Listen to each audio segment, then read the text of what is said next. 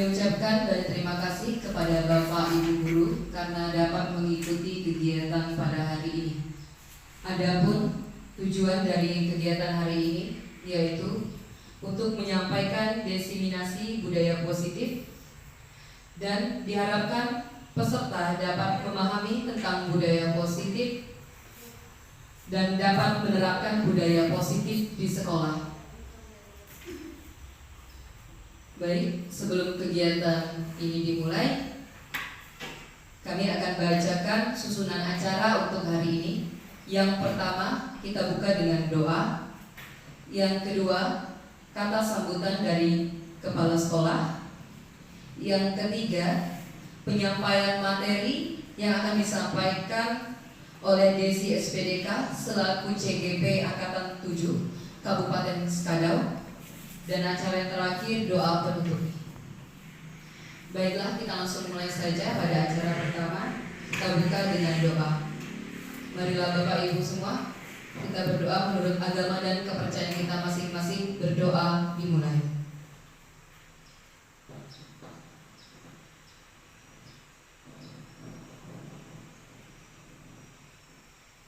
Berdoa selesai.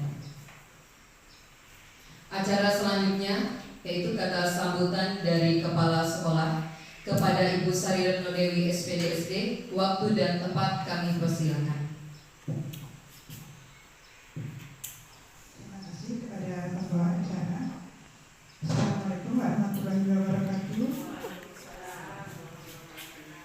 Selamat pagi dan selamat pagi untuk kita semua. Puji dan syukur kehadirat Tuhan Yang Maha Esa, kita diberi kesehatan sehingga pada saat ini kita dapat berkumpul di ruangan ini untuk melakukan kegiatan yaitu mengikuti diseminasi tentang budaya positif yang akan disampaikan oleh Bu Desi SPDK selaku calon guru penggerak Angkatan 7. Kegiatan ini adalah berbagi antara CGP kepada Bapak Ibu semuanya. Jadi dalam kegiatan ini saya mengharapkan yaitu satu, Bapak Ibu nanti dapat mengikuti kegiatan ini sampai selesai. Yang kedua, Bapak Ibu dapat meneladani atau mencontoh praktik baik yang sudah dilakukan oleh Bu Desi. Yang ketiga, marilah kita keluar dari zona nyaman. Kita bergerak, apa yang bisa kita lakukan untuk kemajuan anak didik kita. Jadi untuk itu kami mengharapkan Bapak Ibu nanti menyimak dan bertanya dengan malu. Kalau ada hal-hal yang tidak dipahami, tanyakan. Saya rasa itu yang dapat saya sampaikan dan saya akhiri dengan assalamualaikum warahmatullahi wabarakatuh.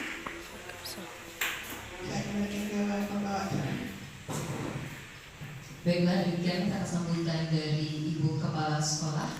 Acara selanjutnya yaitu penyampaian materi yang akan disampaikan oleh Desi SPDK. Waktu dan tempat kami persilakan.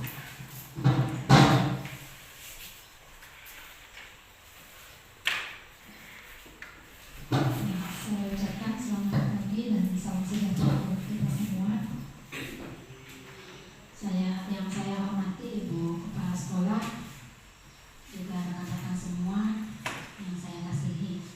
Pertama-tama saya mau mengawali dengan saya mengucapkan terima kasih yang sebesar-besarnya kepada Ibu Kepala Sekolah yang selama kurang lebih 2 bulan ini sudah boleh memotivasi saya, mendukung dan menyemangati saya dalam kegiatan mengikuti calon guru penggerak Angkatan 7. Dan saya juga berterima kasih kepada rekan-rekan sekerja yang sudah begitu antusias juga turut mendukung saya dalam kegiatan-kegiatan yang saya lakukan. Salah satunya seperti diseminasi hari ini. Terima kasih yang tidak dapat saya ucapkan, juga sudah boleh merelakan waktu, merelakan diri untuk hari ini walaupun di luar jam sekolah mengikuti kegiatan diseminasi hari ini. Sekiranya Tuhan memberkati kita semua. Jadi dalam kegiatan diseminasi yang saya lakukan ini, dia lebih mengarah kepada berbagi praktik, berbagi materi untuk kita boleh bersama-sama melakukannya. Saya menyampaikan materi hari ini, saya juga tidak lebih dari kita semua karena saya juga belajar. Di sini juga ada Ibu Kepala Sekolah yang akan terus memberikan pencerahan, yang akan terus memberikan masukan. Juga ada salah satu juga guru yang sudah mengikuti di angkatan 5 seperti Ibu Nur Hidayah. Jadi nanti dalam kegiatan ini kita berbagi, kalau memang ada yang mau ditanyakan, kalau saya bisa jawab, saya akan jawab. Kalau tidak bisa, itu jadi PR buat kita semua. Selain itu juga nanti akan dibantu oleh Ibu Kepala Sekolah juga dalam menjawab beberapa pertanyaan pada saat siang hari ini. Ya, baik, terima kasih. Yang pertama-tama saya ucapkan salam dan bahagia buat kita semua. Nah, salam dan bahagia ini adalah kata-kata yang sering digunakan dalam kegiatan CGP. Mungkin juga pernah kita dengarkan bersama-sama, seperti Ibu Kepala Sekolah juga biasa mengarahkan kita dalam program kurikulum Merdeka. Jadi hari ini diseminasi yang dilakukan ini di sekolah kita di SDN 06 Tapang Pulau. Jadi di dalam kegiatan CGP yang saya ikuti selama kurang lebih 2 bulan ini, kami sudah hampir menyelesaikan 1 modul. Jadi di dalam modul 1 ini ada 4 pokok bahasan yang dibahas. Yang pertama itu dia tentang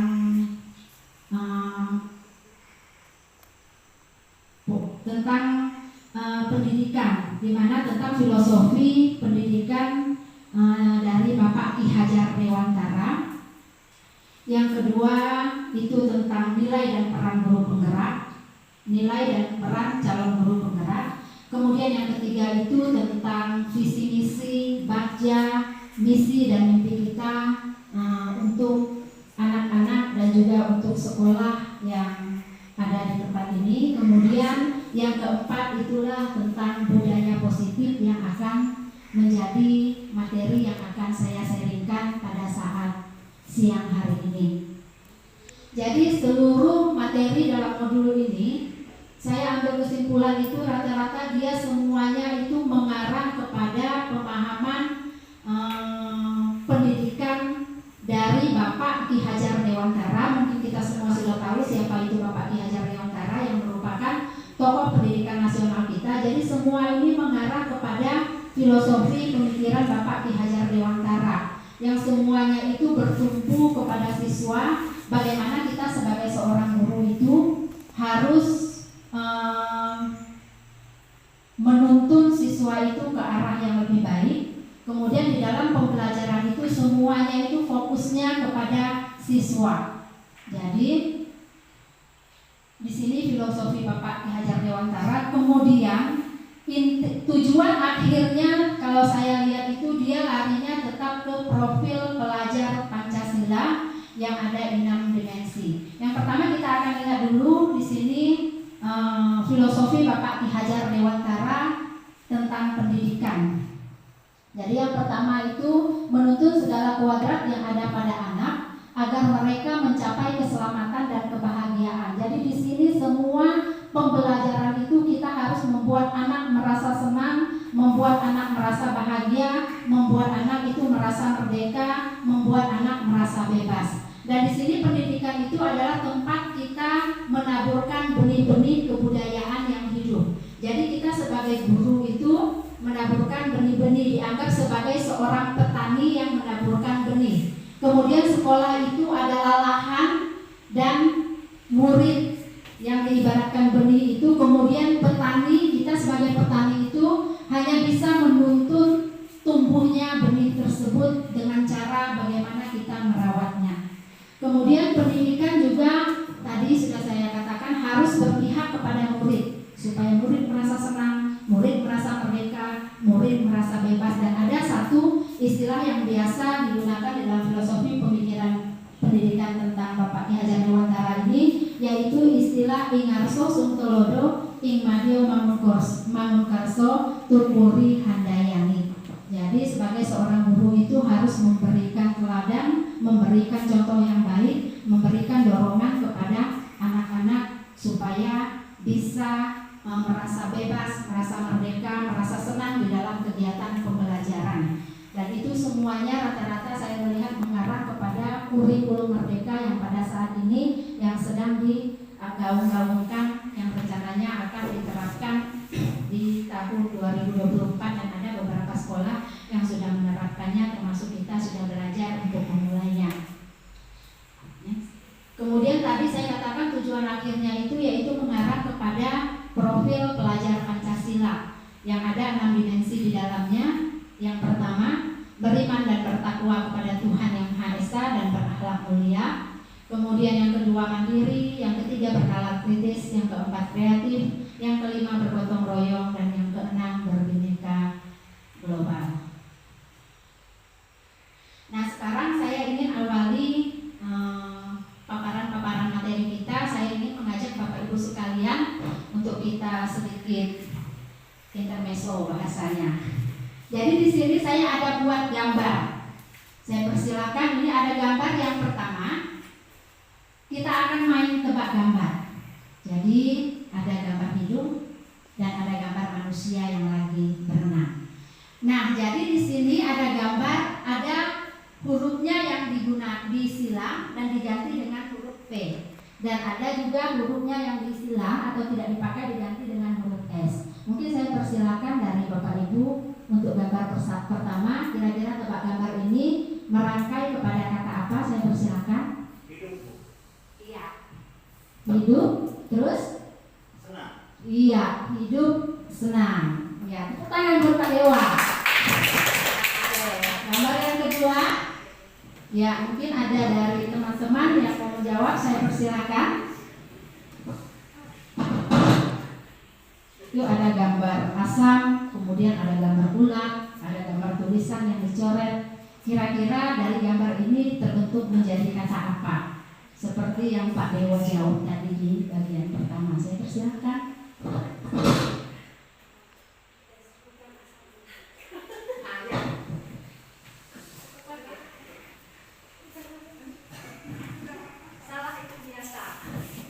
Asam urat mungkin? Iya, asam urat. Pertanyaan buat Bu Omi.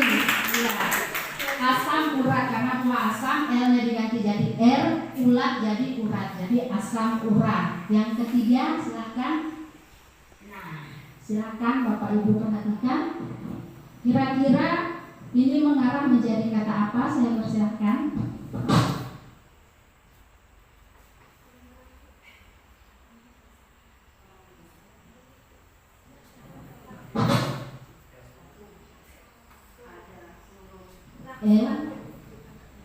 L-nya diganti S, kemudian ada gambar gawang, G-nya itu dibuang, tanda merah.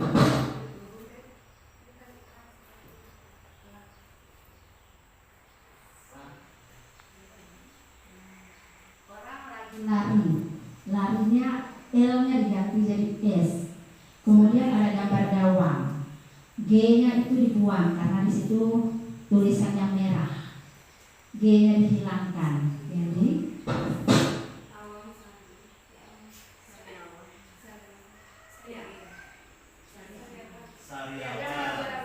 iya, sariawan.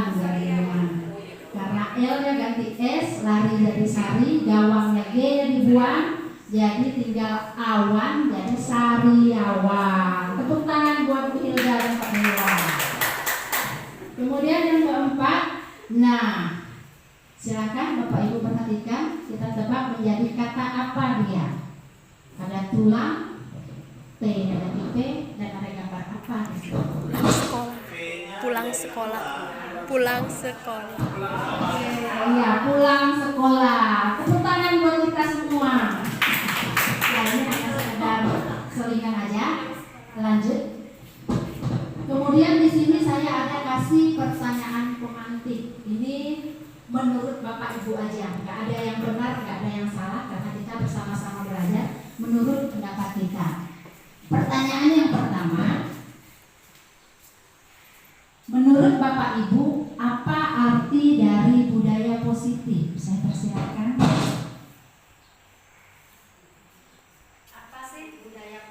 Tuh.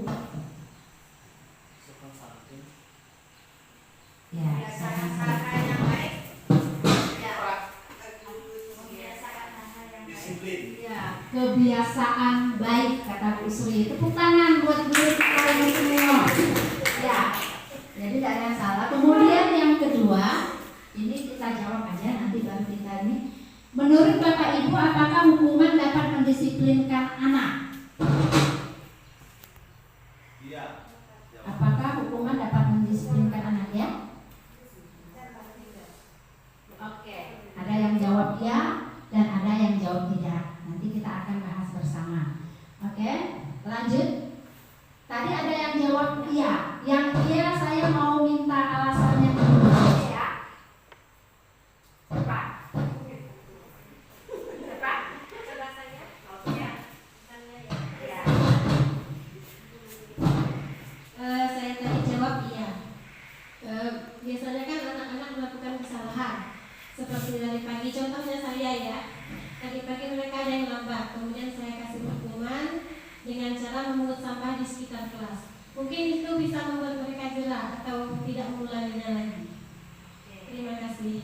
Ya, tangan berjodohi. Ini masih pendapat ya, kita nggak ada yang ini nggak masalah. Kemudian tadi ada yang jawab tidak, saya boleh minta alasannya. Siapa yang jawab tidak? Boleh? Siapa?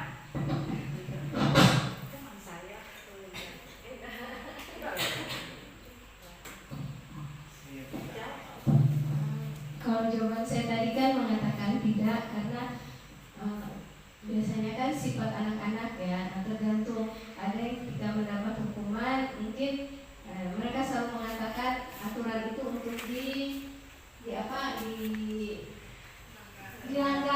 Nah, jadi ketika mereka mendapat hukuman mungkin mereka merasa, kecuali kalau mungkin kita mendapat teguran dengan buku kasus mungkin mereka masih ini ya, tapi sebagian anak-anak ketika mendapat hukuman mereka kadang tidak merasa jerah dengan hukuman. Ya.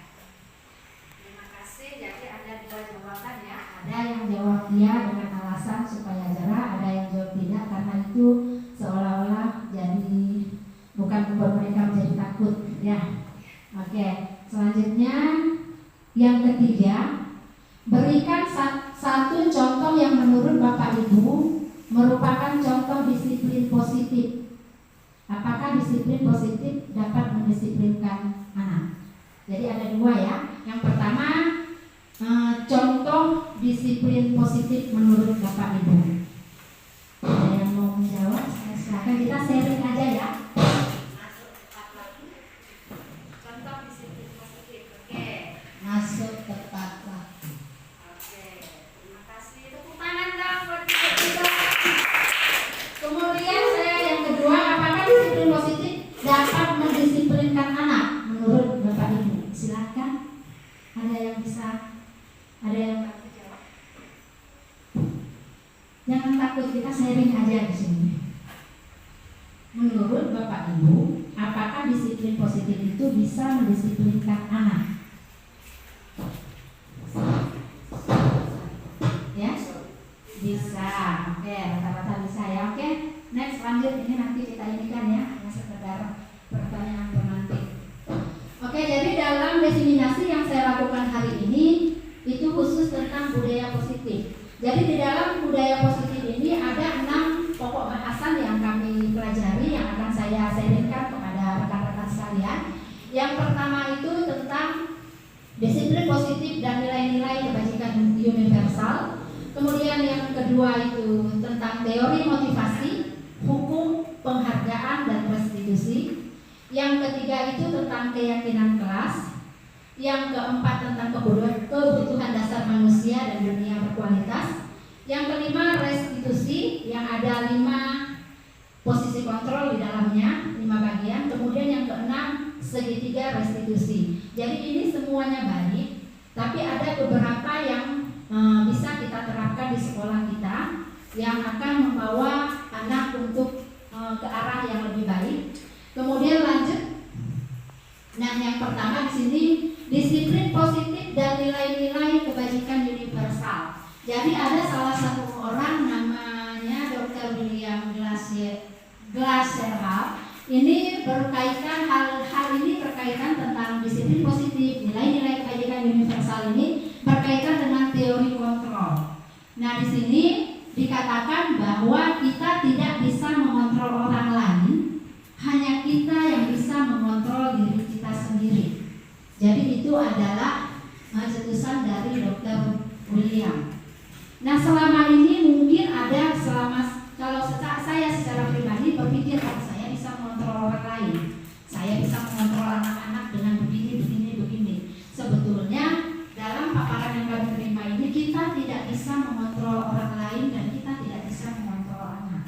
Dan hanya kita yang bisa mengontrol kita sendiri dan anak bisa mengontrol dirinya sendiri. Kenapa seperti itu? Ada satu ilustrasi yang saya ambil. Saya ambil misalnya contoh, mungkin saya minta kesediaan Ibu Dewi. Ibu Dewi silakan lihat di sekeliling Ibu Dewi, barang berharga apa yang Ibu miliki pada saat ini?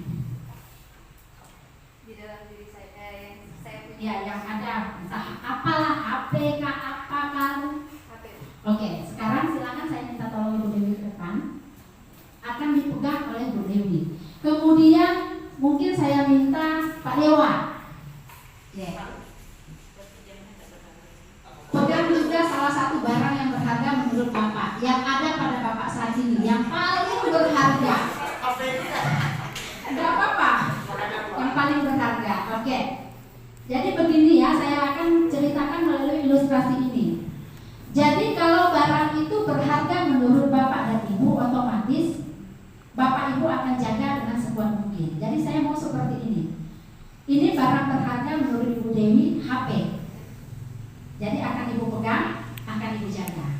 Nah, sekarang Ibu akan kontrol supaya barang itu enggak akan lepas ke orang lain, apapun rayuan Pak Dewa, apapun bujukan Pak Dewa, apapun kekasaran Pak Dewa. Kita coba tes, kira-kira Ibu akan lepas nggak barang berharga itu ke orang lain?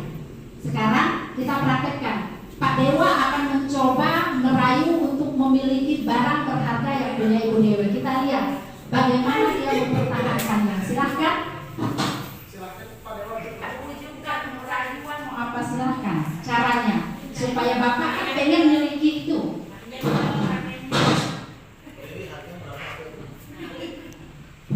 Boleh ke saya pinjam? Sebentar aja deh.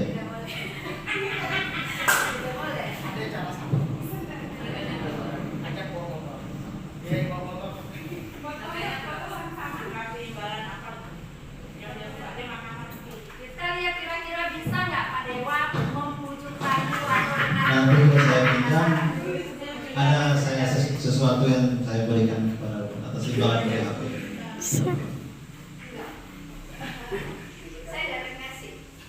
Lagi jual? Oke. Oke. Terima kasih tangan ya.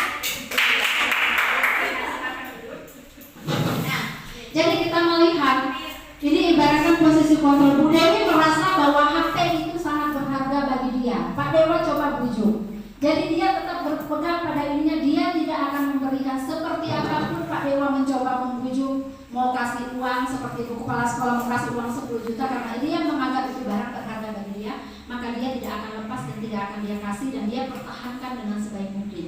Begitu juga ibaratkan di dalam kita mengontrol orang lain.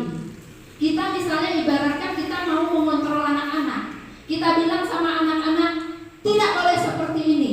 Kita merasa kita udah bisa mengontrol mereka, tapi sebetulnya mereka katakan iya, tapi itu bukan dari hati mereka sendiri sebenarnya. Jadi bukan timbul dari dalam diri mereka. Oh, kita bilang, oh saya berhasil kontrol anak ini. Sebetulnya enggak. Karena nanti besoknya lagi anak itu akan mengulangi kesalahan yang sama. Kita bilang saya bisa kontrol anak ini, jangan ribut. Oke, diam pada saat itu.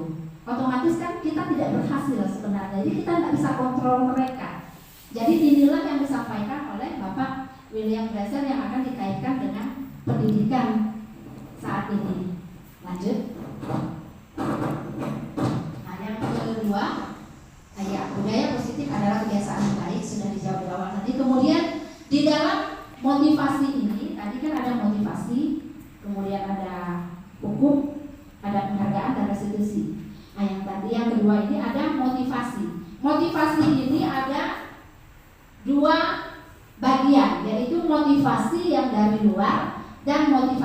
dari dalam. Dari luar ini disebut dengan eksternal, dari dalam ini disebut dengan internal. Internal itu berarti dalam diri kita. Kalau eksternal itu berarti datangnya dari luar. Contohnya di sini, kalau dia motivasi eksternal di sini untuk menghindari ketidaknyamanan atau hukuman. Contohnya, saya ambil contoh dari pribadi saya. Misalnya ini yang saya tunduk karena dari luar ya, bukan karena dari diri saya sendiri, karena ada seperti orang yang mengontrol saya dari luar. Contohnya seperti ini. Saya piket misalnya hari Senin. Ini saya ambil contoh untuk kita di sini aja ya, dari pribadi saya. Jadi kalau saya piket hari Senin, kalau itu tidak timbul dalam diri saya sendiri, hari Senin saya piket, saya tahu saya piket. Kemudian saya berpikir, saya harus cepat karena saya piket. Nanti tidak nyaman sama kawan piket saya. Nanti tidak nyaman, nanti saya akan ditegur oleh ibu kepala sekolah. Ini misalnya, tidak nyaman nanti jadi orang kawan itu piket tapi datangnya lambat terus. Nah, jadi saya ini seolah-olah termotivasi, saya dikontrol, saya tunduk, itu karena dorongan yang dari luar, bukan dari diri saya sendiri. Saya mau datang, saya piket, bukan kesadaran saya sendiri, saya hanya karena rasa tidak nyaman, saya rasa takut ditegur, saya rasa takut dihukum. Berarti ketundukan saya itu motivasi saya untuk melakukan segala sesuatu supaya saya taat, dikontrol oleh orang lain, bukan dari diri saya sendiri. Itu dia. Kemudian yang kedua, saya mau melakukan ini, motivasi yang dari luar. Misalnya, saya mau melakukan ini supaya saya dapat mendapat hadiah. Misalnya, saya mau disuruh-suruh Ibu Dewi, Ibu Kepala Sekolah misalnya, supaya nanti ada jatah uang bensin saya. Misalnya, saya mau diperintah oleh Ibu Nur Aini, minta tolong ini, bantu masak ini supaya nanti saya dapat jatah makanan lebih. Nah, berarti kan ini dari luar. Motivasi saya mengerjakan itu karena dari luar, bukan keikhlasan dan kerelaan saya sendiri. Jadi motivasi ini sebenarnya tidak terlalu baik. Kemudian lanjut yang kedua, motivasi internal. Motivasi internal inilah motivasi yang baik, karena ini merupakan kesadaran dari dalam diri kita sendiri untuk kita bisa menghargai diri sendiri, untuk kita bisa menghargai orang lain. Contohnya saya ambil kembali yang piket. Saya memang tahu saya piket, saya sengaja datang awal karena itu memang kesadaran saya sendiri, karena saya berpikir kalau saya piket saya datang lambat, maka kegiatan di sekolah itu tidak akan berjalan dengan baik. Mungkin masuk akan jadi lambat, istirahat akan jadi tepat waktu, jadi semua kegiatan sekolah itu akan berjalan dengan baik. Dan itu memang kesadaran dari diri saya sendiri, bukan karena saya mau takut kena hukuman, bukan karena saya mau minta imbalan, tapi itu berasal dari dalam diri saya sendiri. Kemudian yang seterusnya itu dihukum oleh penghargaan. Tadi kan ada hukum dan penghargaan. Tadi ada hukuman yang saya berikan pertanyaan pemantik pertama. Jadi dihukum oleh penghargaan. Di sini ini adalah dorongan eksternal dan akan ada faktor ketergantungan. Kalau yang dari luar ya. Nah, kemudian ada beberapa dampak pemberian penghargaan. Salah satunya adalah penghargaan bisa merusak hubungan. Kita balik yang hukuman tadi dulu ya. Tadi pertanyaan pertama saya bilang, kira-kira menghukum itu baik tidak? Menurut Bapak Ibu, hukuman itu bisa memberikan disiplin positif tidak? Selama ini saya juga berpikir, sebelum saya mendapatkan materi ini, saya hukum anak-anak ini supaya anak-anak ini cerah. Sebetulnya kalau dari pemahaman pembelajaran ini, menghukum anak itu tidak baik. Akan lebih baik jikalau kita membuat dia ada kesalahan, maka ada konsekuensi yang harus diterima. Selama ini saya juga sering, kamu salah, kamu gak tunduk tepat waktu, saya hukum kamu begini. Tidak bisa kita pungkiri. Selama ini juga itu yang mendarah daging, dan saya secara pribadi juga seperti itu. Dan di sini saya belajar, saya banyak diingatkan bahwa menghukum anak itu tidak baik dan akan membuat anak itu membekas. Saya ambil contoh, saya review kembali pada diri saya. Dulu waktu saya SD, saya itu tidak memakai baju kaos dalam. Kebetulan ada guru matematika yang menyuruh saya maju ke depan dan saya kurang menguasai materi itu. Maju, kemudian karena saya tidak pakai kaos dalam, kemudian saya tidak bisa mengerjakan tugas matematika itu, saya dihukum oleh guru matematika itu. Ini saya masih SD dan tidak bisa dipungkiri, hukuman itu membekas sampai pada saya sudah setua ini. Tapi bukan berarti saya dendam, tapi itu membekas. Jadi hukuman itu sebetulnya kita berpikir, oh ini hukuman yang saya berikan akan membuat anak ini jerah, akan membuat anak ini berubah, akan membuat anak ini jadi disiplin. Jadi dalam pembelajarannya sebetulnya hukuman itu tidak ada hukuman yang membuat anak jerah, tidak ada hukuman yang membuat anak itu akan menjadi lebih baik. Jadi ini hanya sekedar kita sharing. Jadi saya kembali ke saya tadi, itu membekas sangat lama pada saya, dan itu kita tahu itu memberikan pengaruh yang tidak baik. Oh, saya pernah dihukum Bapak Presiden, betul-betul membekas. Saya dihukum dengan cubitan, dicubit dari depan ke belakang sampai membekas di sini, di perut saya, dan itu saya ingat sampai saat ini. Setelah itu saya disuruh lagi bersihkan WC. Habis bersihkan WC saya disuruh hormat tiang bendera ada 5 menit. Saya ingat itu guru matematika namanya Ibu Sereka. Dan hal itu memang betul kalau kita review hukuman itu tidak baik dan tidak ada pengaruh yang positif, karena apalagi di usia SD itu akan sangat membekas. Nah, jadi kemudian lanjut, hukuman itu juga bisa hukuman maaf ya.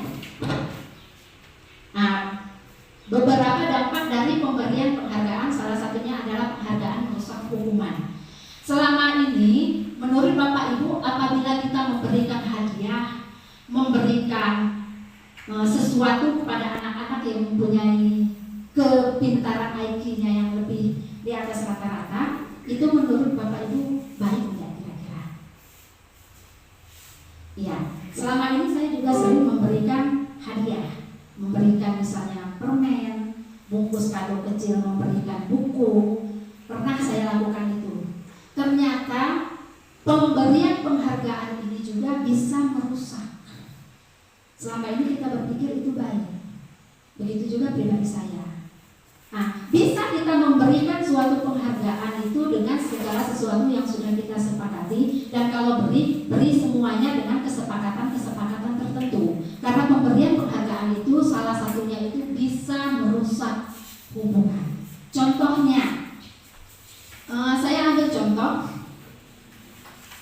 misalnya Ibu Domi sering juara. Ini contoh siswa ya. Saya kasih hadiah, dan pemberian lebih saya kasihlah hadiah sama Ibu Domi di depan teman-teman semua. Otomatis itu akan memberikan kesan yang tidak baik atau merusak hubungan. Otomatis ada teman-teman yang tidak mendapat hadiah ini, pasti ada dalam hatinya, ih, belum dapat hadiah juara 1, mentang-mentang juara 1 dapat hadiah terus, disayang sama ibu kepala sekolah misalnya. Otomatis di situ sudah ada merusak, ada menimbulkan rasa iri hati, dan sebenarnya penghargaan itu juga sudah membuat hal yang tidak baik. Nah, itu contohnya salah satu ya. Nanti ada yang lain-lain bisa kita bahas kembali. Jadi sebenarnya pemberian penghargaan itu tidak terlalu baik. Boleh kita kalau kita memberikan itu dengan kesepakatan yang ada di awal terlebih dahulu. Dan kalau memberi di dalam kelas, harusnya jangan kepada salah satu anak, oh ini mungkin saya berikan penghargaan kamu pintar, oh ini saya berikan mungkin karena penghargaan kamu rajin nyapu, begini. Jadi tidak ada seolah-olah ada pilang pilih, walaupun sebetulnya Bu Domi mempunyai IQ di atas rata-rata, tapi harus ada pemberitahuan dan di awal ini supaya tidak membuat keadaan di dalam kelas itu tidak baik atau menimbulkan rasa iri hati yang akan membuat orang cemburu kepada Bu Domi, iri. Akhirnya iri hati, ada rasa tidak senang walaupun tidak ditunjukkan. Oke, lanjut. Kemudian perbedaan hukuman dan konsekuensi. Nah, tadi ada hukuman, kemudian ada konsekuensi. Kalau hukuman itu sebenarnya kurang baik, kalau konsekuensi itu lahir dari dalam diri karena melakukan kesalahan, maka dia harus bertanggung jawab. Kalau hukuman ini adalah sesuatu yang menyakitkan bagi anak, sesuatu yang menyakitkan harus terjadi karena adanya kelalaian di dalam diri kita.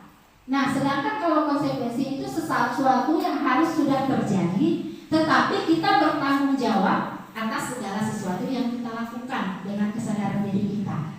Contoh tadi yang hukuman, misalnya Pak Henry, guru olahraga, anaknya dapat terlambat, tidak pakai pakaian seragam olahraga, datang langsung push up kamu 15 kali karena kamu tidak pakai seragam. Nah, itu contoh hukuman. Kalau kesenggol pada saat belajar. Contohnya, misalnya Ibu Lipau waktu belajar membawa air putih. Jadi pas belajar tersenggol tangannya, tumpah air putih itu. Jadi dengan rasa kesadaran diri dan tanggung jawab karena dia sudah melakukan kesalahan, maka Ibu Lipau akan mengambil kain pet dan membersihkan tumpahan air putih yang sudah disenggol. Jadi itu adalah konsekuensi. Jadi ada perbedaan antara hukuman dan konsekuensi. Oke, lanjut. Ini salah satu contoh aja yang saya kasihkan ya. Nah di sini ada beberapa pertanyaan yang akan saya berikan. Tindakan guru, hukuman atau konsekuensi. Yang pertama pertanyaannya di sini tindakan guru. Saya minta kita sama-sama ini ya. Lari karena mengelilingi lapangan 2 kali karena terlambat hadir sekolah. Nah menurut Bapak Ibu itu hukuman atau konsekuensi? Lanjut ya, yang kedua, menggantikan tugas kertas teman yang telah dicoret-coret, itu hukuman atau konsekuensi? Oke. Lanjut, mencatat 100 kali dalam buku kalimat, saya tidak akan terlambat lagi karena terlambat sekolah. Oke. Kemudian lari mengelilingi lapangan basket 2 kali karena terlambat 10 menit untuk pelajaran PJOK. Iya, konsekuensi. Karena dia terlambat, dia ada di tempat itu tapi dia terlambat misalnya masuk barisannya. Jadi dia dikasih itu masuk di konsekuensi. Oke, lanjut. Masuk pada restitusi, masih bagian yang kedua ya. Jadi restitusi itu adalah menciptakan kondisi bagi murid untuk memperbaiki kesalahan mereka sehingga mereka bisa kembali pada kelompok mereka dengan karakter yang lebih kuat. Itu restitusi. Dan ini baik untuk kita terapkan di sekolah kita. Kemudian restitusi juga adalah proses kolaboratif yang mengajarkan murid untuk mencari solusi untuk masalahnya. Kemudian kita sebagai guru membantu mereka berpikir tentang mereka akan menjadi seperti apa jika melakukan kesalahan ini dan bagaimana mereka harus memperlakukan orang lain atau mempertanggungjawabkan apa yang mereka lakukan dari kesalahan mereka. Jadi kita kembali berpulang kepada anak. Kita tidak bilang kamu buat kesalahan ini, kamu harus gini, harus begini. Selama ini saya pribadi juga seperti itu. Ternyata dalam pembelajaran ini supaya kita bisa ini dalam ini yang restitusi ini baik untuk kita gunakan. Karena anak melakukan kesalahan, kita tidak langsung menghukum, kita tidak langsung marah mereka, kita tidak langsung memvonis mereka, tapi kita akan bawa anak-anak itu apa masalah mereka, apa penyebab mereka lakukan. Kira-kira kalau kamu berbuat lebih parah dari ini, apa yang akan terjadi? Sekarang ini sudah terjadi, apa solusi dari kamu, pribadi kamu, kita tawarkan kepada mereka dan mereka yang berpikir. Nah, jadi restitusi ini sangat baik untuk kita terapkan jikalau di dalam anak-anak melakukan kesalahan atau perbuatan. Oke, lanjut. Nah, ini contohnya tadi. Kalau dia memberikan hukuman itu adalah kegagalan, dikatakan. Kita sebagai guru kalau sering memberikan hukuman itu juga adalah gagal. Hukuman ini ada beberapa ininya, nanti mungkin saya akan bagikan. Kemudian identitas yang sukses itu adalah di saat kita memberikan konsekuensi dan proses restitusi. Itu yang akan membuat anak akan menjadi lebih baik. Dan hukuman itu adalah salah satu identitas yang gagal dalam proses kita sebagai seorang tenaga pendidik. Jadi yang harus kita terapkan konsekuensi dan restitusi itu adalah intinya saya akan jabarkan, mungkin nanti kita bisa sering di lain waktu. Oke, lanjut. Ciri-ciri restitusi sudah saya indikan di depan. Jadi ciri-ciri restitusi yang pertama bukan untuk menebus kesalahan, namun untuk belajar dari kesalahan. Tadi yang proses cara bertanya, saya buat anak buat salah ini, tidak apa-apa kok nak, ibu juga pernah buat salah ini, mungkin dengan cara seperti itu. Jadi dia tidak, tapi anak dari situ bisa belajar kesalahan, kemudian bisa memperbaiki hubungan. Karena kita membawa anak itu sadar pada dirinya sendiri, jadi bisa memperbaiki hubungan yang sudah tidak baik. Kemudian ada di dalamnya itu berisi tawaran, bukan paksaan. Kita tidak memaksa anak, kamu harus minta maaf. Kita yang suruh anak minta maaf. Tapi kalau kita waktu menawarkan dalam proses restitusi, maka anak itu yang punya kesadaran. Kamu tadi berkesalahan apa? Kira-kira apa yang harus kamu lakukan? Oh, saya bisa minta. Itu dari anak sendiri, bukan kita yang memaksa Kemudian ciri yang keempat, menuntut untuk melihat ke dalam diri. Jadi anak bisa mengoreksi diri dari kesalahan yang dia buat. Dengan cara kelembutan yang kita lakukan dengan proses restitusi itu, anak bisa sadar dari dirinya sendiri. Kemudian mencari keputusan dasar yang mendasari tindakan. Kemudian restitusi adalah cara yang paling baik. Kemudian restitusi itu fokus kepada karakter bukan tindakan. Jadi di saat anak melakukan kesalahan, jika kita menggunakan restitusi ini, itu akan lebih membentuk karakter anak, bukan tindakan yang dilakukan oleh anak atas dasar paksaan kita, tapi tindakan dan ininya itu semua berasal kesadaran dari diri anak. Kemudian restitusi itu fokus pada solusi. Anak yang melakukan kesalahan akan berpikir solusi yang akan saya buat.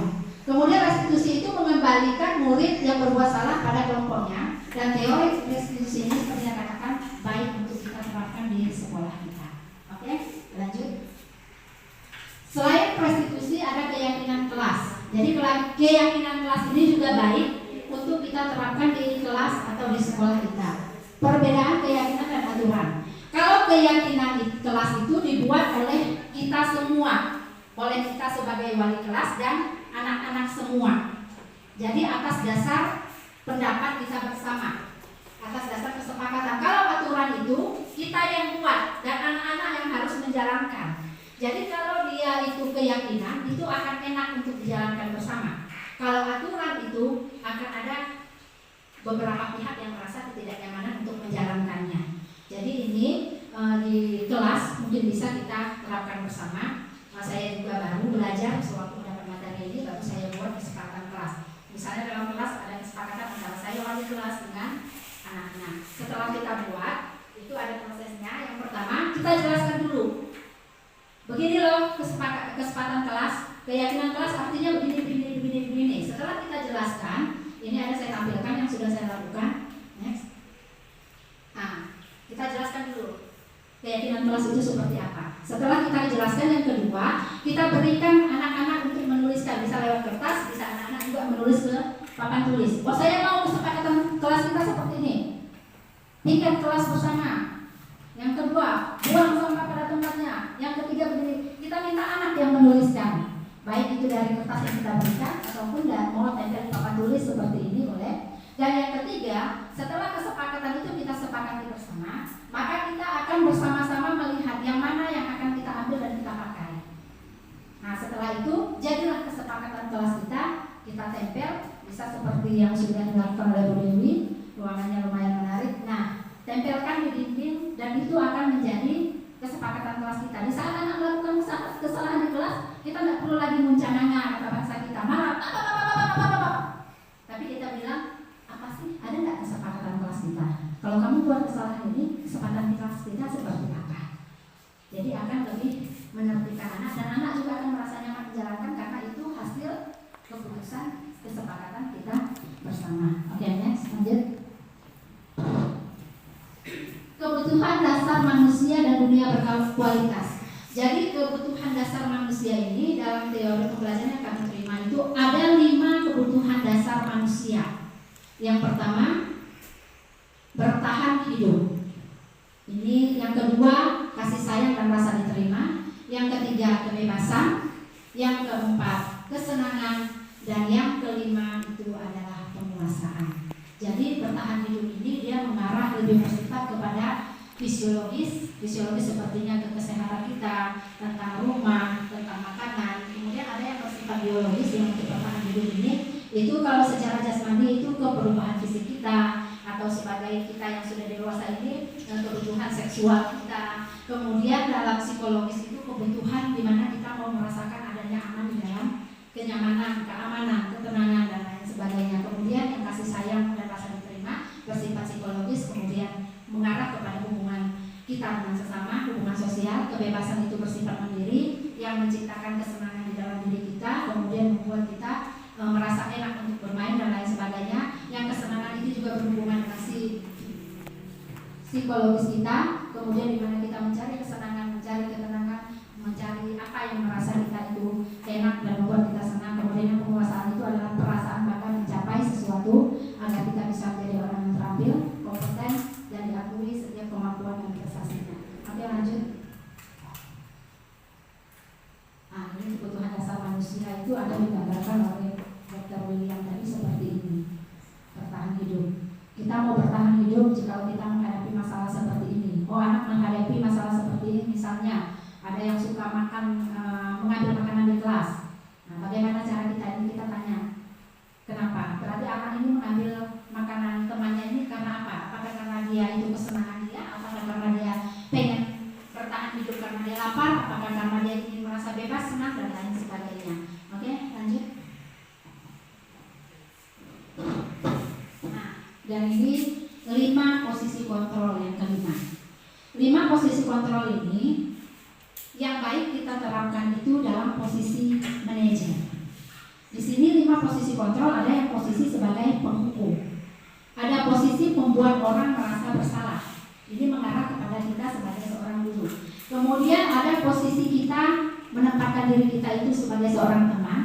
Kemudian ada posisi menempatkan diri sebagai seorang pemantau dan posisi sebagai seorang manajer.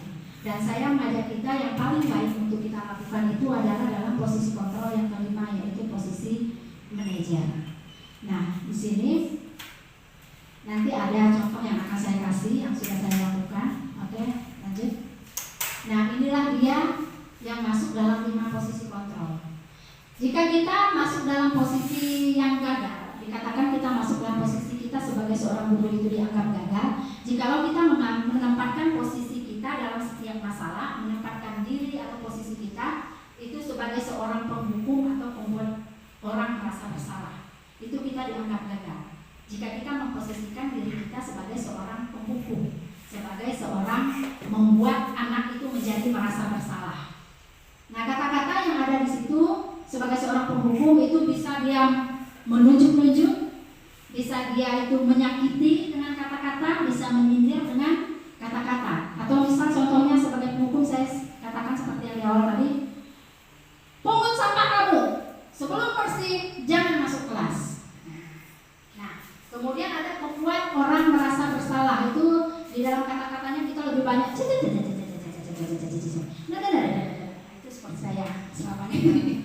Nah, itu sebenarnya kalau kita pelajari dalam materi ini, itu kita sudah menempatkan diri kita dalam kegagalan, karena itu akan menyakiti anak-anak. Kemudian yang kedua yang dikatakan berhasil atau sukses mendekati itu adalah teman dan pemantau. Jika anak melakukan kesalahan, kita bisa menempatkan diri kita sebagai teman dan kita bisa menempatkan diri kita sebagai pemantau.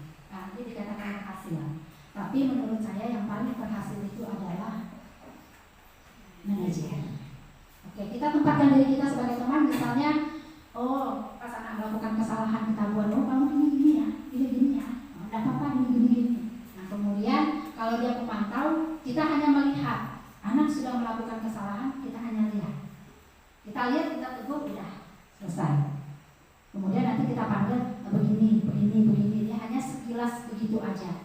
Tapi kalau dalam anak melakukan kesalahan, kita tempatkan diri kita dalam posisi manajer, ini dikatakan kita berhasil sebagai seorang guru atau seorang pendidik. Karena dalam posisi manajer ini kita tidak akan membuat anak merasa sedih, kita tidak akan menyakiti hati anak, kita tidak akan membuat anak itu merasa bersalah dan lain sebagainya. Dalam posisi manajer ini kita akan membuat anak itu menyadari kesalahan apa yang dilakukan. Jika dia berbuat lebih parah, dia akan seperti apa, dan kira-kira solusi dari dirinya sendiri itu kemana.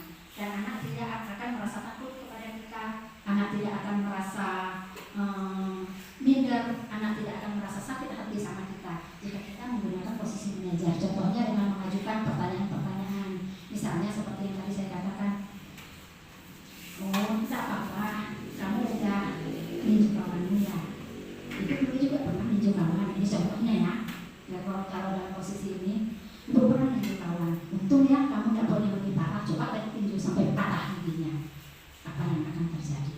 Nah, itu posisi awal kita memancing supaya anak tidak merasa takut, tidak merasa bersalah, tidak merasa baru kita masuk lagi. Seperti apa? Nanti kalau kamu baru bertanya nanti akan seperti ini. Nah, kira-kira menurut kamu benar nggak perbuatan kamu?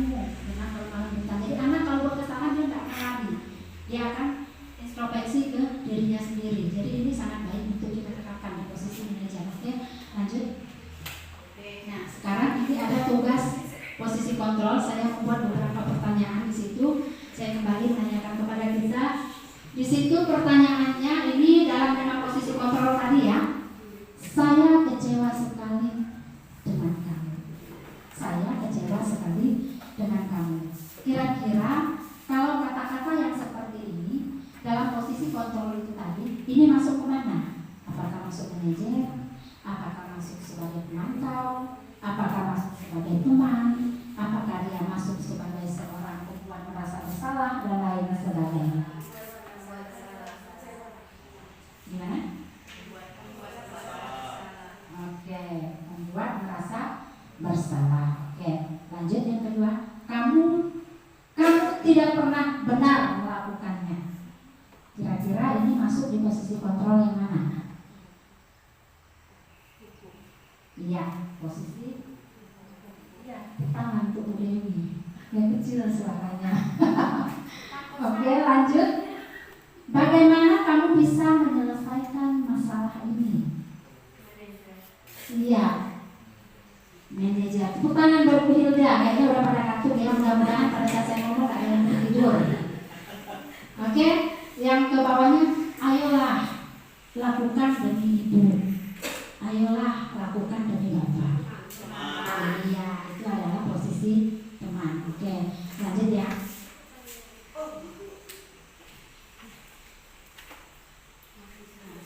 Ini yang terakhir, yang bagian ke-6 masuk di segitiga restitusi. Segitiga restitusi ini, dari gambar ini ada gambar segitiga. Ada gambar segitiga. Di situ ada, dari gambar itu ada 3 tahapan yang biasa kita gunakan dalam segitiga restitusi atau dalam masalah yang anak hadapi. Dan ini sangat baik untuk kita terapkan dan kita gunakan. Yang pertama dari gambar itu, tahapan yang pertama menstabilkan identitas. Tahapan yang kedua, validasi tindakan. Tahapan yang ketiga, menanyakan keadaan.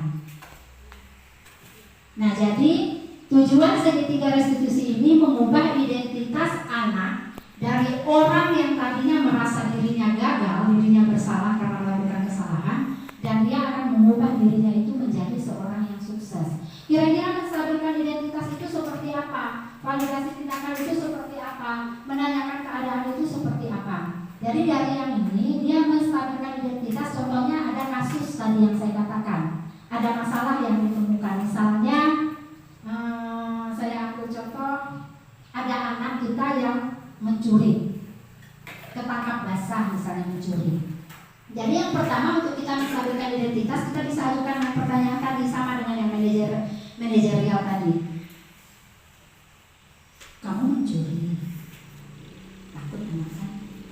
Ya, nggak apa-apa. Ibu dulu nggak pernah kok mencuri. Nah, itu dia di situ menstabilkan identitas dan bisa diajukan dengan pertanyaan yang lain. Tetapi setelah kita begitu, bukan berarti kita mendukung. Ibu dulu juga pernah mencuri loh. Nah, gitu. Jadi kamu gak usah takut. Nah, lanjut kita akan setelah kita menstabilkan identitas itu, menstabilkan keadaan, kita akan masuk ke validasi tindakan. Setelah itu kita bilang ibu pernah loh mencuri. Nah, kalau pernah mencuri. Sekarang kita masuk ke validasi tindakan.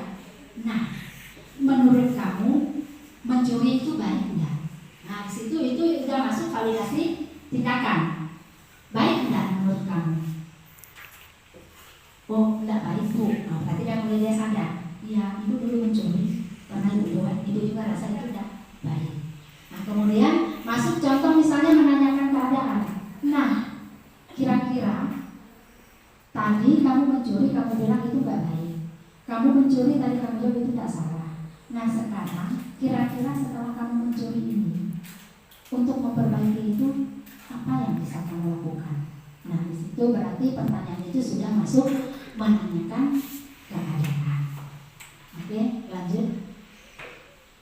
Nah, di sini menstabilkan identitas dapat meyakinkan anak dengan kalimat salah satunya tadi yang saya buat. Berbuat salah itu wajar. Ibu juga pernah melakukan kesalahan. Ini seperti yang saya sampaikan. Yang kedua, validasi tindakan yang salah dapat meyakinkan anak dengan kalimat salah satunya ya. Ini salah satu contoh kalimatnya. Kamu pasti punya alasan kenapa kamu melakukan hal itu. Apa alasan kamu mencuri misalnya. Nah, kemudian yang lanjutnya menanyakan keyakinan. Apa nilai-nilai umum yang telah kita sepakati bersama di kelas?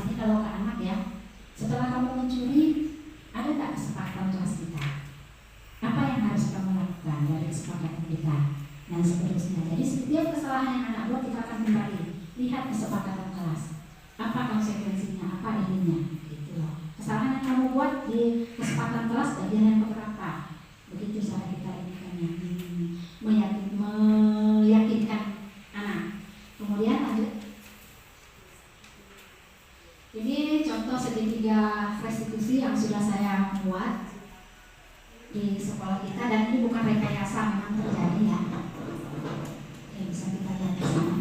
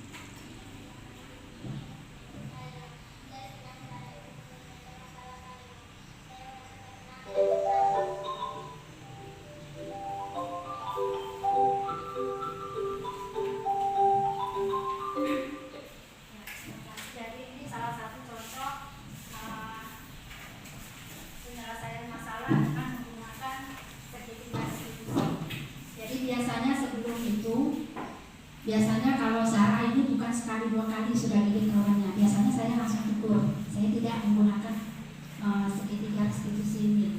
Tapi setelah kesekian kalinya dia buat kesalahan, di saat saya panggil dan tegur dia datang itu tidak dengan nangis lagi, tidak dengan nangis, tidak dengan bentak-bentak kaki, marah-marah, dia bisa santai waktu saya panggil. Dan di situ dia tidak ada, berarti kan seolah-olah anak itu tidak ada rasa takut sama kita. Dia tahu dia melakukan kesalahan, dia mencoba memperbaikinya. Dan sampai saat ini saya tidak tahu kedepannya. Terakhir melalui program segitiga restitusi ini saya menyelesaikan masalahnya. Tidak tahu kedepannya ya, tapi sampai pada hari ini belum lagi Sarah pernah yang gigit-gigit tangan kawannya. Kalau sebelum itu saya marahi, saya tegur, saya ini, itu dia ulang. Dalam satu hari bisa dalam satu minggu bisa 2 kali atau 3 kali. Dan saya coba setelah saya pelajari ini, saya menggunakan segitiga restitusi ini. Puji Tuhan sampai hari ini belum lagi dengar kasus yang dia gigit tangan kawannya.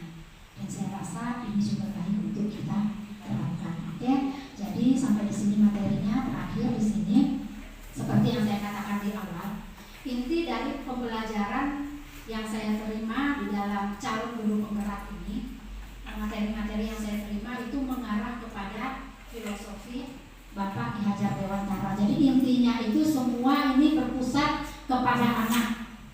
Bagaimana kita sebagai seorang guru harus mampu membuat anak itu merasa merdeka. Bagaimana sebagai seorang guru membuat anak merasa nyaman, merasa bebas, sebagaimana filosofi yang sudah diterapkan oleh Bapak Ki Hajar Dewantara tentang pendidikan, yang tujuan akhirnya seperti yang sering Ibu Kepala Sekolah kita ngomongkan kepada kita, yaitu mengarah kepada profil pelajar Pancasila, kurikulum merdeka yang baru pada saat ini.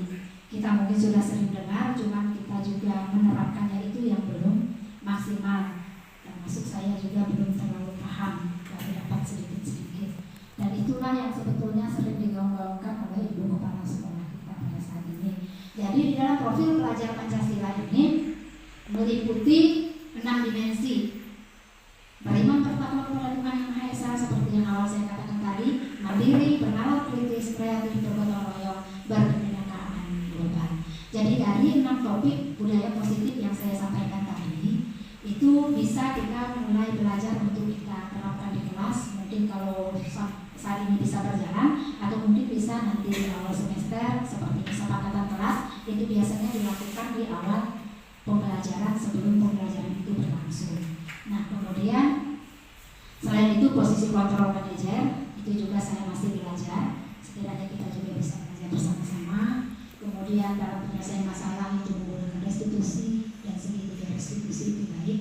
Kita bersama-sama belajar, kita coba terapkan budaya yang baik supaya anak-anak kita itu juga bertumbuh dengan baik, tidak menjadi pribadi karakter yang keras, karakter yang suka melawan, karakter yang suka seperti tidak menghargai kita sebagai seorang guru. Jika kita menerapkan budaya positif ini, mungkin nantinya sekolah kita akan menjadi lebih baik lagi.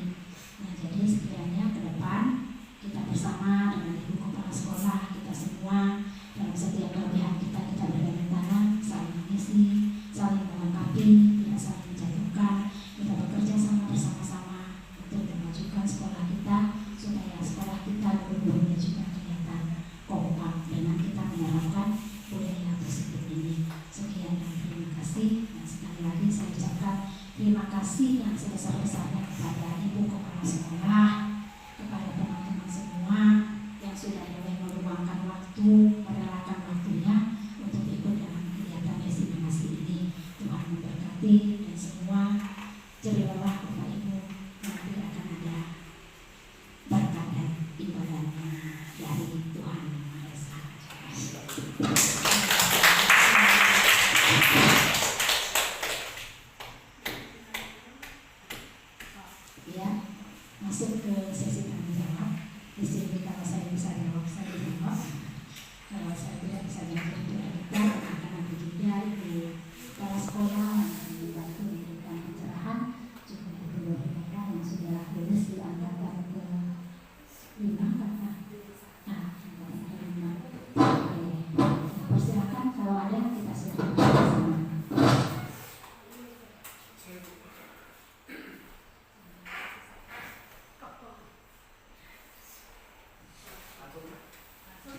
Ya, baik.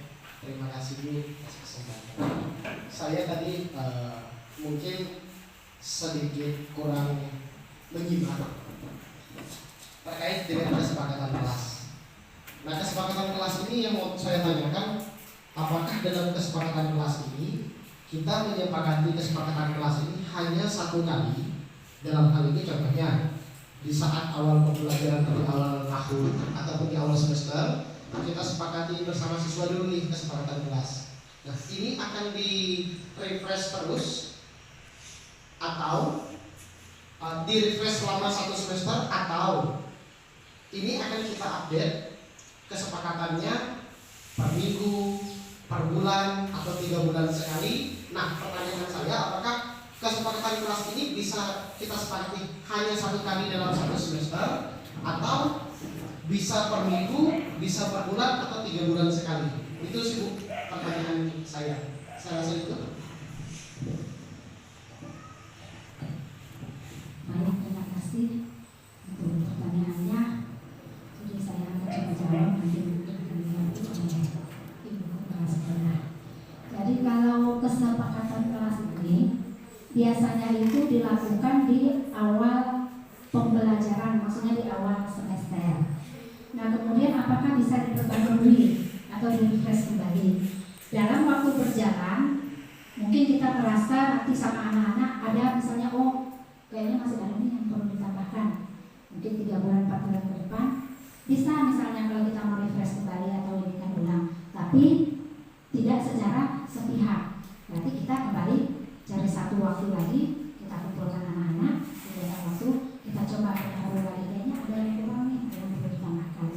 Akhirnya dia memang dibuat di awal semester, dan dalam waktu berjalan beberapa bulan bisa sebenarnya kita mau refresh atau perbaharui dengan catatan tidak sebelah pihak, tetap disepakati kembali oleh kita bersama. Mungkin itu yang bisa ini, mungkin ada tambahan. Terima kasih. Mungkin masih ada saya persilakan.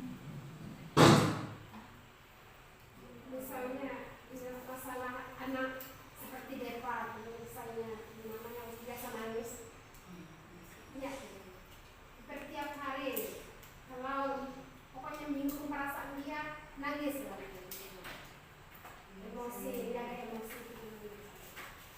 Terima kasih Deva. Saya coba jawab. Mungkin teman-teman bisa berbilang ya. Kalau dalam kasus berarti si Deva ini mempunyai masalah kalau di kelas suka nangis. Kalau sedikit terganggu dia nangis, sedikit gak tepat dia nangis. Jadi bagaimana penyelesaian masalahnya? Jadi kalau dari saya mungkin kita bisa menggunakan posisi kontrol tadi yang sebagai yang restitusi dan manajer, kemudian segitiga restitusi. Berarti kalau saran dari saya, kalau kita menyelesaikannya, yang pertama kita bisa ambil dia pelan-pelan. Nah, jadi kasusnya juga sama, saya dengan Lestari Deva pernah, tapi pribadi saya belum menyelesaikannya dengan Lestari. Jadi dia sering nangis, sama pelajaran agama dia juga seperti itu. Kalau selama ini saya tegur, saya biarkan, kadang merasa capek, biar aja nanti juga dia sendiri. Nah, jadi setelah mempelajari ini kita mungkin bisa masukan dari saya, kita coba pakai yang restitusi. Kita coba panggil aja dia ke kantor atau secara pribadi, antara pribadi saya sebagai wali kelas dan Lestari Deva. Nggak usah ditengok kawan-kawannya, nggak usah ditengok yang lain. Kita coba sistem yang ini secara panggil secara pribadi, kemudian kita tanya sama dia, Lestari, kenapa sih kamu sering nangis? Sedikit diganggu aja langsung nangis. Ibu dulu juga pernah kayak gitu, misalnya kita tanya dulu secara pribadi. Setelah kita tanya, biarkan dia jawab. Saya begini. Biasanya anak seperti itu. Nah, tanya setelah dia jawab, kita lihat jawaban yang dia kasih. Baru kita masuk ke validasi tindakan. Nah, kira-kira Lestari, misalnya dia sudah jawab ini ya kasusnya. Menurut kamu, baik nggak sih kamu tuh diganggu sedikit kamu nangis? Kira-kira kamu malu nggak ya? boleh sedikit nangis. Menurut kamu baik nggak itu? Terus kira-kira menurut kamu dilihat kawan-kawan, malu nggak kamu? Kita tanya saya seperti itu. Nanti dia akan jawab lagi. Setelah dia menjawab pertanyaannya itu, apa jawabannya, baru kita masuk ke meyakinkan tindakan dia. Kalau dia sudah tahu, oh kayaknya nggak bagus bu, aku sering nangis kalau diganggu begini, seandainya dia sudah dapat, baru kita masuk ke tindakannya. Nah, kalau menurut kamu tidak baik, kira-kira besoknya supaya kamu tidak seperti ini, apa yang akan kamu buat? Supaya waktu terbanggang kamu tidak langsung nangis lagi. Nah, tanya sama dia, oh nanti aku mau gini aja bu, kalau aku udah ini supaya aku tidak nangis-nangis lagi diganggu kawan, kawan. Oh aku maunya mungkin nanti setelah kalau kawan ganggu aku akan coba nahan diri. Atau aku bilang jangan ganggu saya, aku mudah nangis atau gimana. Tanya sama dia sendiri. Kamu mau supaya masalahnya ini selesai, supaya kamu tidak nangis lagi. Kamu maunya gimana? Supaya besok kamu diganggu kawan, kamu tidak lagi nangis. Gitu. Kalau menggunakan program seperti yang institusi tadi, itu mungkin sedikit dari saya. Nanti kalau itu mungkin ada masukan dari para saudara. Waktu yang lain.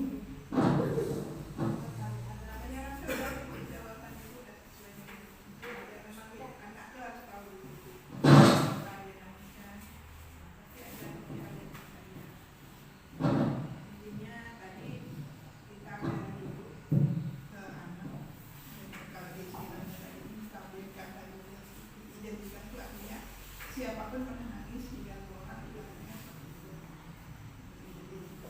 Jadi kita nanya, karena kita belum coba ya. Yang paling kan mungkin dengan cara kita.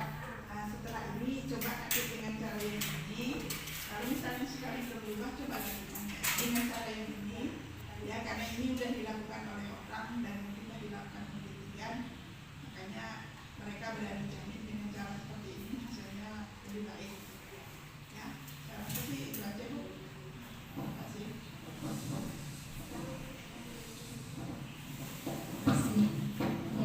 Gimana Bu bisa? Diterima? Terima kasih.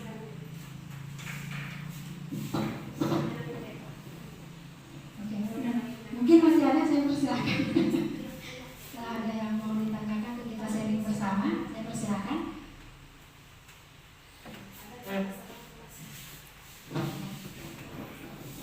Ada ya, deal ya. Oke, sebelumnya saya mengajak kita semua berdiri. Ya, saya mau mengajak kita bermain, mungkin sekarang udah 8.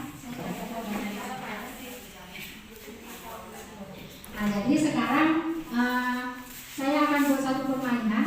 Kalau tangan kita dipinjam, kita berbuat seperti anak sekolah ya, SD ya. Boleh ya? Kalau saya misalnya bilang ke kiri, Bapak Ibu sebelah kanan ya. Kalau saya bilang ke depan, Bapak Ibu ke belakang. Jadi berulang-ulang dengan saya berikan ya. Oke? Kita coba tes dulu ya. Ke depan. Ke depan. Ke kanan. Ke kiri. Ke belakang. Ke belakang. Ke kiri. Oke, terima kasih. Ya, terima kasih semuanya. Kita tutup. Demikian penyampaian materi dari Ibu Desi SPDK selaku CGP Angkatan 7 dari Kabupaten Skadau. Kami semua mengucapkan terima kasih atas materi yang telah disampaikan oleh Bu Desi. Semoga dapat bermanfaat dan budaya positif dapat kita terapkan di sekolah kita tercinta ini. Baiklah, untuk mengakhiri kegiatan kita pada hari ini, marilah kita tutup dengan doa. Marilah kita berdoa menurut agama dan kepercayaan kita masing-masing. Berdoa dimulai.